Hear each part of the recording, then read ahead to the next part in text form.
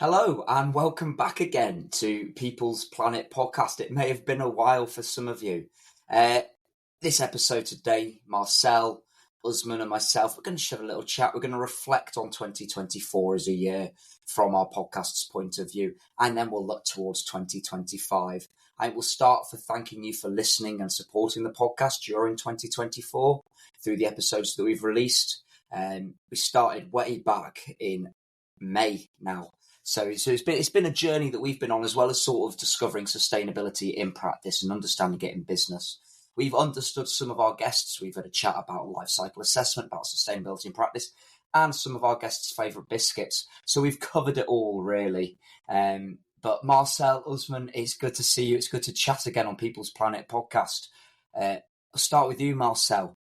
2024 is coming to an end. We've done the podcast now for a few episodes. We've sort of got our teeth in. What's your main takeaway of it? What have you enjoyed doing this year, apart from eating biscuits? Apart from eating biscuits, yeah, good one. Well, this has been a first for me. You know, it had been sort of in my head floating around. So to meet you guys and actually be here towards the ends of 24, having completed how many episodes? About 8 episodes, was it, that we did? That in itself, if you'd have asked me at the beginning of 2024, would I have thought that I'd be sat here today having worked with you guys and produced those episodes, then I'd have probably said probably not. So for me, it's the mere fact that I've even managed to meet up with you guys and I'm involved with you and looking forward to 2025 to engage with peers, people in business, people in academia, anyone that's willing to come on and share their story with us, really, with regards to sustainability. I think we've very much shown that we're able to do it. We did it for 8 or 9, and then we had a few external sort of factors going on around the podcast, including losing my voice completely. But we're coming back now, and I think, as you touched there, 2025 we'll be able to have a conversation with people across industries. Sustainability is a broad topic for all industries, so it'll be interesting to see where we take that. Come to you in a second, Usman, but one more thing for you, Marcel, now. When we started this podcast journey, you were on a KTP, a knowledge transfer partnership, and we've touched on what that is, and we had an episode on knowledge transfer. Can you share now with the podcast where you're at now? What's next after KTP for you at the moment? KTP. Yeah. So another 3-letter acronym. Starts with a D, ends with an A, with a B in the middle. DBA. I was going to guess a C. But So, yeah, back in 2019, so 5 years ago, go figure, I can't believe where the time's gone, I started a DBA, a Doctor of Business Administration, which was me committing self to sustainability, but focusing on the circular economy side of sustainability.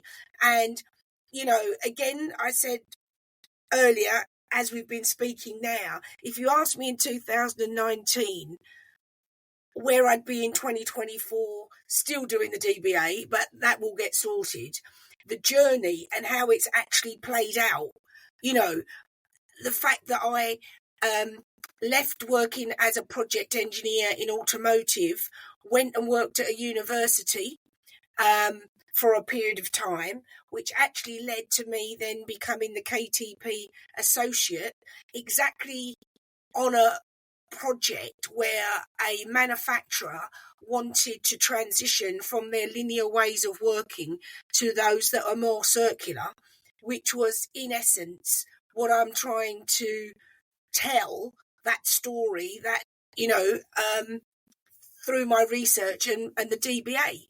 So that for me was an absolute gift to be able to do the KTP. It wasn't even in my crosshairs of thinking that I might step into a KTP as part of my DBA journey.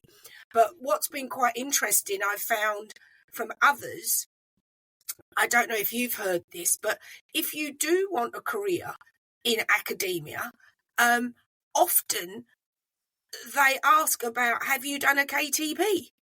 Because of, I think, the industry experience that comes, even though you're going to have a career in academia, they like you to have had some exposure to working in industry. I mean, I'd worked a lot of years in industry before I stepped into the university in the KTP, so that wasn't an issue for me.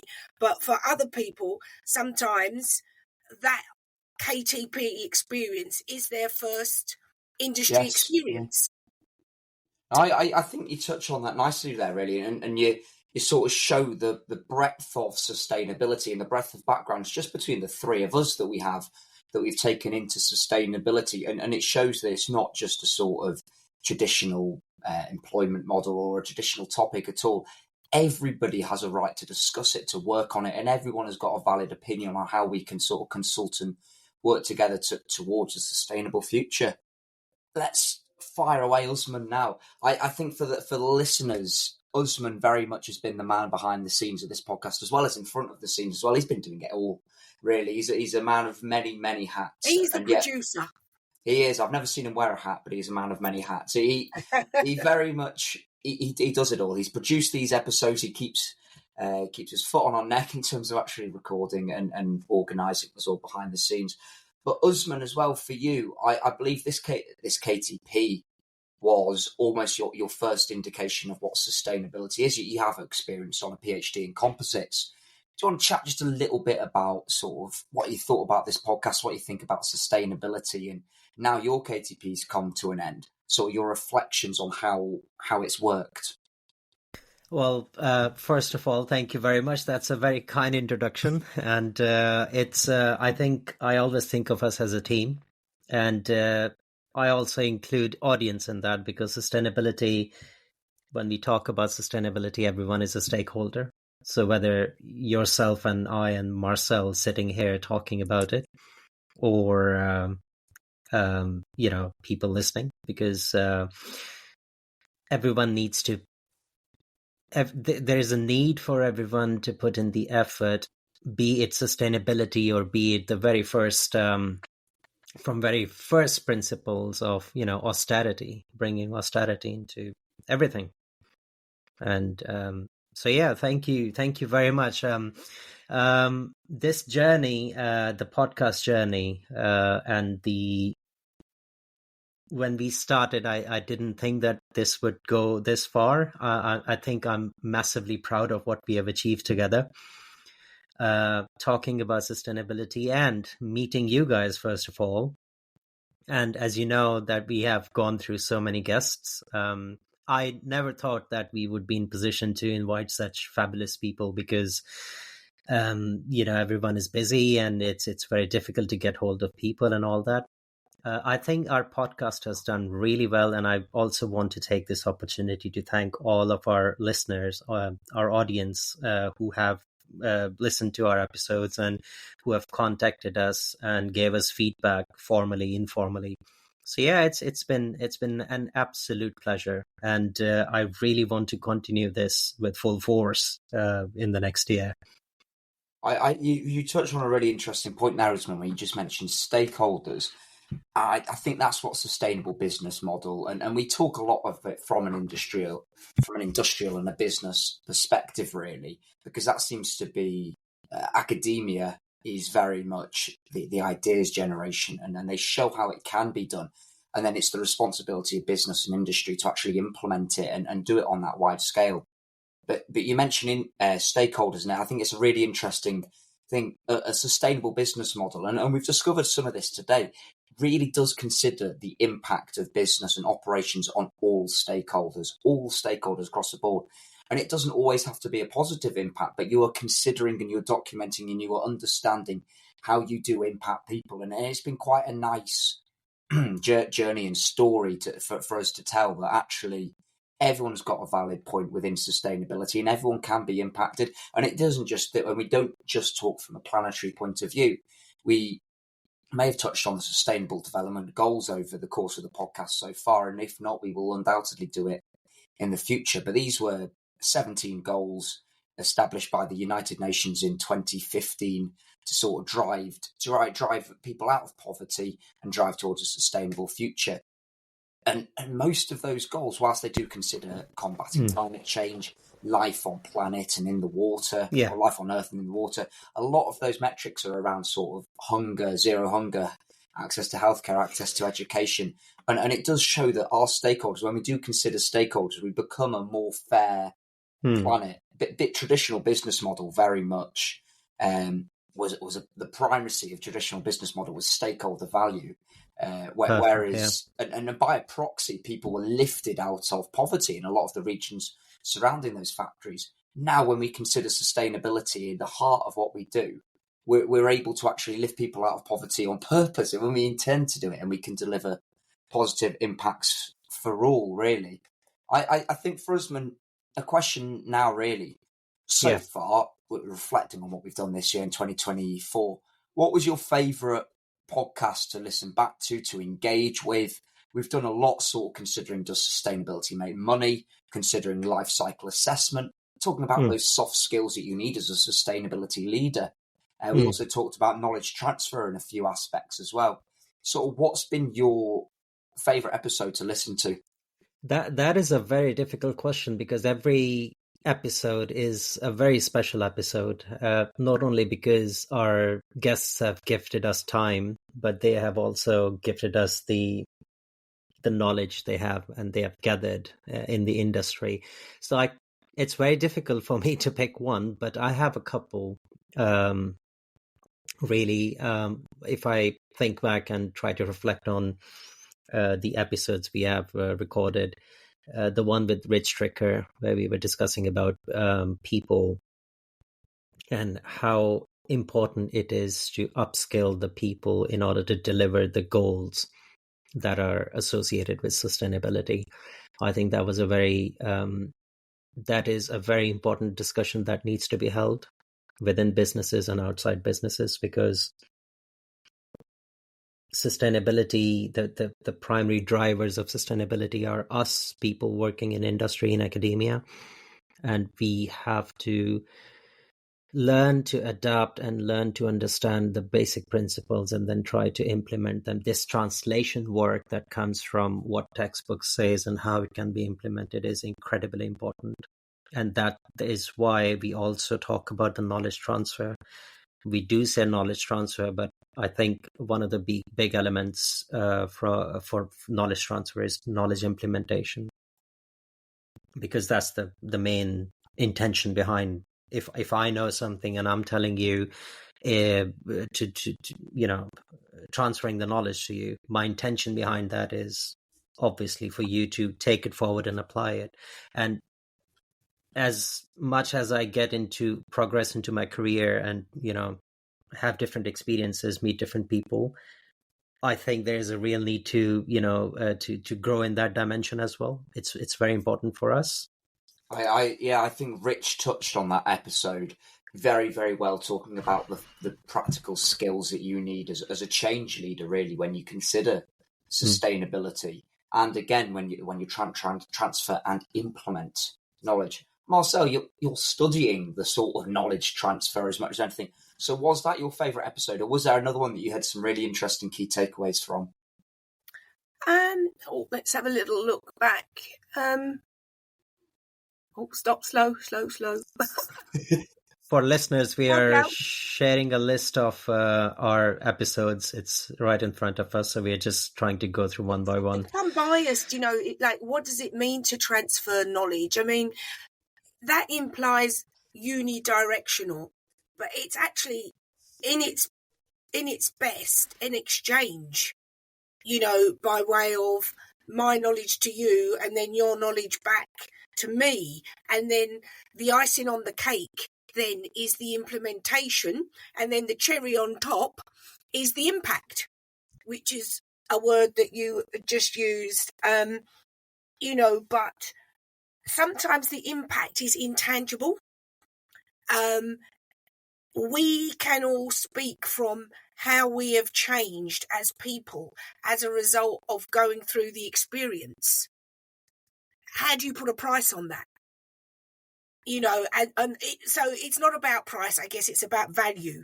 So having had those experiences, the type of people we have evolved and become to now move forward and have further conversations to raise awareness, I think, is the next one. After knowledge transfer, we kind of have an exchange, a responsibility to now use that knowledge to raise awareness with others to come on the journey. Now, their journey doesn't have to be the same as ours, but now they are better informed. You'd like to think that they now can decide on a course of action because they're better informed. And then with action comes hopefully the impact of the action. So the circular thing comes into play. We come back around, So for me, the knowledge piece is where my heart is. I think it's a good point, and I like your sort of idea of talking about people getting inspired and doing things like that. I think that one of the big notes is you've got to pick what you're passionate about and stand besides it, really, and put your energy into that. You can spread yourself too thin sometimes when you consider the entirety of the planet or sustainability and all the people and planet and even sort of financial sustainability. And you think of all of that and you're like, where do I start? What do I do? And I think you've made a nice note there, the passion that you show for knowledge transfer and delivering an impact. And that's really where we focus on, really. I know for myself personally, I'm coming to the end of my KTP project, as both of you have now finished. When you start a project like that, where you've almost been tasked and you've been given a free broad almost of go for it, become sustainable leaders. That was one of our objectives. You're lost. You're like, God, well, I can do everything. I can solve all the world's problems. I'm going to fly tomorrow. I'm going to support Bill Gates in eradicating malaria because that's a nice start. And then we'll do this, and then we'll do that, and then I'll save some penguins along the way, and I might have a pet otter or something. Like you think you can do it all, but no. So, I think not picking too many things for me is a key takeaway. You've got to pick what you're passionate about and stand beside it. That there's so many places you can now gather information from. One of the ones we touched on was life cycle assessment, and that provides you data in order to sort of forensically analyze a business model or a process or a product or a service. It's about finding the information that you can then stand passionately behind what you believe in. Simon, I should have asked you in the start as well. So what do you think about the podcast? I guess what I'm trying to ask is, when we started, what was the kind of idea you had in your mind, and now we are here? What are your thoughts about the podcast itself? I quite like sustainability, as I hope it's somewhat come apparent, and I like all metrics of it. The people, you've got the triple bottom line from a lot of business perspective: people, profit, and planet. And I quite like how the three can work together. And across the course of the project that I've been working on recently, being able to try and deliver impact across all three without having a detriment to any one of those pillars has been really fun.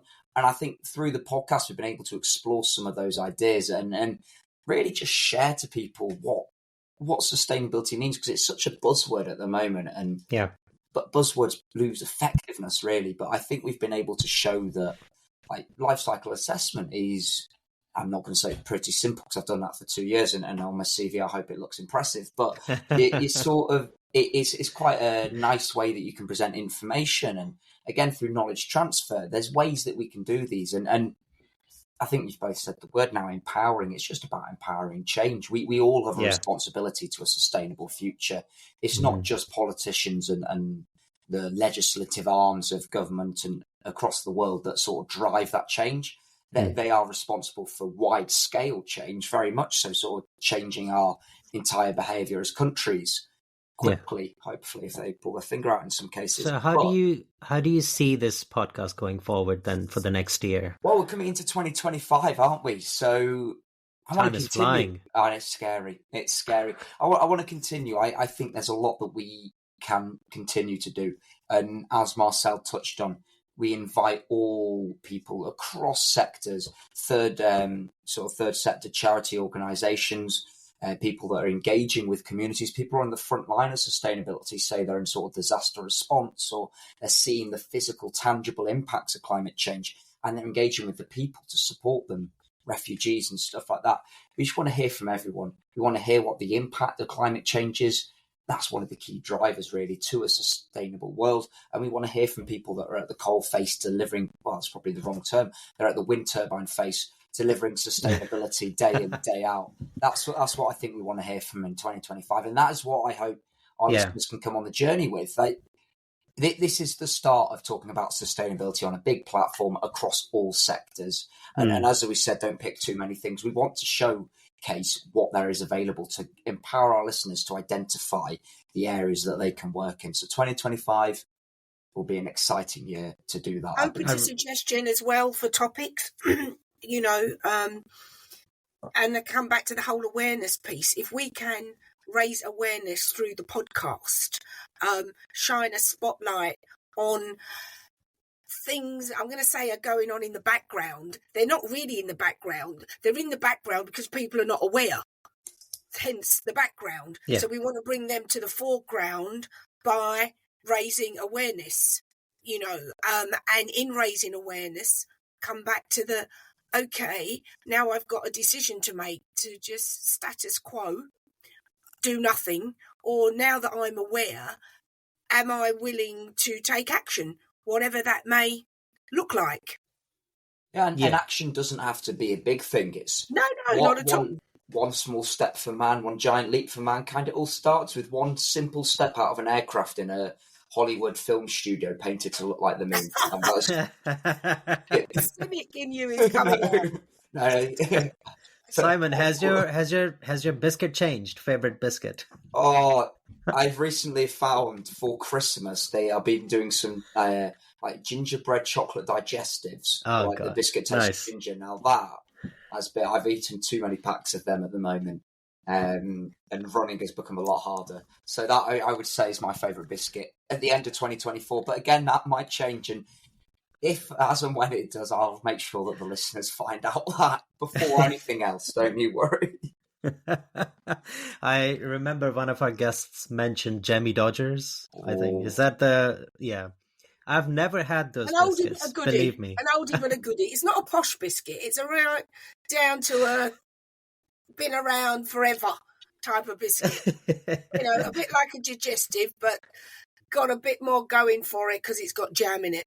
I can't get it out of my head, that word, Jammy Dodgers. Jammy Dodger. Can you imagine the brainstorming in that department with the biscuit? What came first, the name or the biscuit? There you go. Someone was late for a meeting but didn't get fired. Do we design a biscuit to fit the name Jammy Dodger? What might it look like? Or they designed a biscuit and then they came up with the name Jammy Dodger. Well, coming in 2025, ladies and gentlemen, how are biscuits named? That'll be the first podcast that we That's actually a very good title. Right. I never really thought about it before until we just started talking about it. I think we wrap it there for 2024. We've had a fun year. We started a podcast. We met each other. We met myself for this year. It's been a big year, really. There's a lot happened. And that's just us personally and within the podcast sphere. We think what's happened internationally as well. There's a lot happened on an international stage. 2025 is going to be bigger. It's going to be, everyone says this, but we'll continue with the cliches. It's going to be bigger. It's going to be better. We're a quarter of the way through the century. I mean, we've got to celebrate it somehow, and that'll be through excessive talking of Jammy Dodgers and occasionally sort of sprinkling sustainability on top. So I hope listeners enjoy this. Maybe it's green jam. Or would that be a Halloween Jammy Dodger? Yeah, okay. Yeah, maybe. Anyway, listeners, thank you for your support in 2024. It's been very much appreciated. Marcel, Usman from me. Cheers, guys. That's probably not very formal, but it's been good fun. Is it from me, from you, from him? I'm not going to say you're showing your age, Marcel, but Some of the listeners will get it. Right. For everyone here, have a very, very nice Christmas and a happy New Year. And in 2025, we will be back talking all things sustainability and practice. People's Planet podcast. Simon Norris, thank you very much.